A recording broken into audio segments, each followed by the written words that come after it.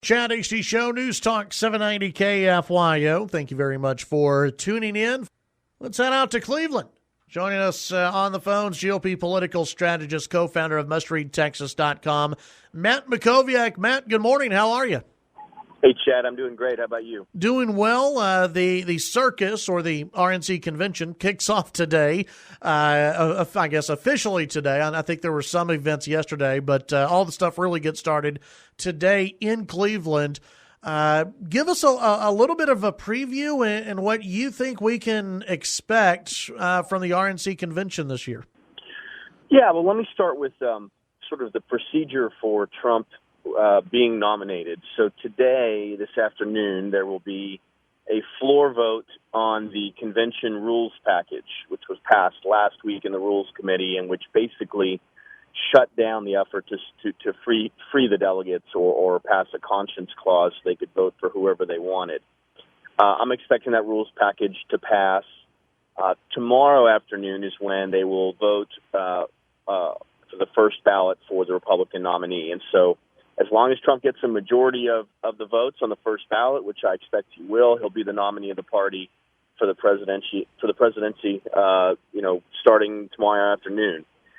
In terms of the convention itself, the Trump campaign has been, I think, slow to put their schedule together, but they did release it yesterday. Tonight, the theme is Make America Safe Again, and you will hear from some people who were involved in Benghazi, either directly involved or the parents of some of our slain American personnel. There's some elected officials with national security experience speaking tonight. Rudy Giuliani, the former mayor of New York City, Governor Perry, is speaking tonight. Marcus Luttrell, the lone survivor.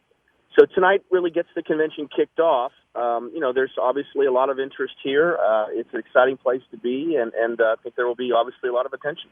Let me go back real quick to the rules. There was a story yesterday that Tom Coburn was going to try something, that this whole dump Trump movement maybe isn't completely dead.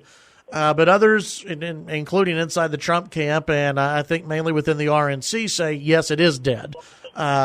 And I think Eric Erickson also has a little bit of hope that it's not dead. So is Trump going to be the nominee? Is there any chance that something crazy happens between today and tomorrow? Yeah, look, Chad, my sense is there's maybe a 5% chance that something crazy could happen. I don't think the rules package is going to get defeated. What you could have happen is you could have a few hundred delegates abstain in the first ballot tomorrow. And if that happens, Trump still has to have an absolute majority. So if you have, about 2,500 delegates and let's say 500 abstain, that takes you down to 2,000. He still has to have an absolute majority of the overall number. So he still needs whatever it is, 1,237 delegates. So, there's a chance that if they were really organized, they could have some success in that regard.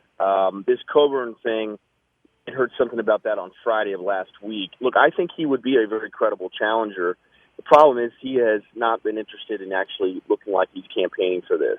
He's not doing any earned media.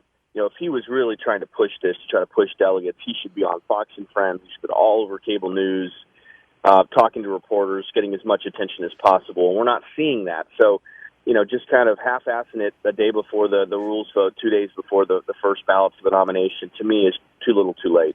Visiting with Matt Mackowiak. Matt, it was a rocky, I think you could say, rollout for Mike Pence over the weekend. Of course, Donald Trump putting off the announcement because of the terrorist attack in France until Saturday, and then it took Trump about 28 minutes to introduce Mike Pence.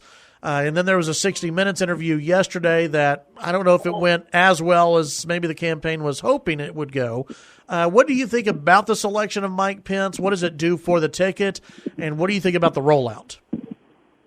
Yeah, look, I'm pretty encouraged that he chose Pence. I think if you look at, Gingrich, Chris Christie, Pence, and even Jeff Sessions, the senator from Alabama, if you look at them as the four finalists, maybe you throw Lieutenant General Michael Flynn in there, those five. To me, Pence is the most conservative of that group, most reliable, the most credible, the safest, the most unifying choice. So, is he perfect? No, he's not perfect. But to me, he was the best of that group in terms of unifying the party, in terms of being a safe and credible choice for vice president, in terms of having conservative influence on the ticket and in the White House if they're able to be successful. So I do think it was positive. In terms of the rollout, yeah, it was a little bit rocky. I think they still are struggling to do sort of basic things that the presidential campaigns really should be doing by now. That said, to me, getting the choice correct is more important than whether the rollout is perfect. I mean, clearly they didn't have websites updated and they didn't have, lots of information to put out there. And Pence was kind of twisting in the wind for a day because he was basically chosen Friday but not introduced until Saturday. And look, that's part of what is so important about this week. The polls showed that there were something like 90% of the people that didn't know who Mike Pence was when he was chosen. And so there is a race to define him. The Democrats are already trying to call him extreme and anti-woman and things like that. They really do need to define him this week, hopefully with more earned media, but certainly with an excellent, strong convention speech accepting the vice presidential nomination on Wednesday. Do you think Mike Pence is someone who will draw in conservatives who are hesitant towards Trump? I do, yeah. I do. I mean, you look across the board, the response to his choice was overwhelmingly positive, even from people who've been sharply negative of Trump, including people like Jeb Bush. Right. Paul Ryan said he didn't think there was anyone that he could have chosen that would have been better, for example. Now, look, are there going to be some never Trump holdouts? Yes. There are. There's going to be some hardliners that stick with that position all the way to the end. But I do think this is a unifying choice, and I think that he gives Trump a real chance to unify the party this week at the convention, which is really the entire purpose of a party convention. Matt, have a good time in Cleveland, and hopefully everything stays safe there in Cleveland, and hope you guys have a good time.